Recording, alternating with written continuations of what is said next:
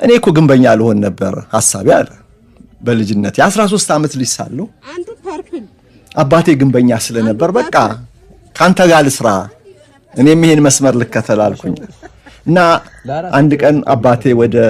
ኮንስትራክሽኑ ሳይት ሲሄድ ጧት 1 ሰዓት መነሳት ነበረብኝ እንቅልፍ ጣለኛል ከዛ ዘግይቼ ተነስቼ አረፋፍጄ 4-5 ሰዓት ሲሆን የአባቴ ሳይት ደረስኳል 1 ሰዓት መድረስ ያለብኝ ልጅ አርፍጄ 5 ሰዓት ገደማ ደረስኳል ያቺን ቀን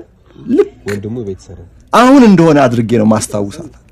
ሲደርስ አባቴ ቀና ብሎ ተመለከተኝና ይስራ ላንተ እንደማይሆን አየሁ አይደል በልንጀራህን በፉትቦል ፈልግ በፉትቦል ልትፈልግ ይሻላል እጣ ፈንታ እግር ኳስ ነው አለኝ በቃ ያኔ ነው ሁሉ ነገር የተጀመረው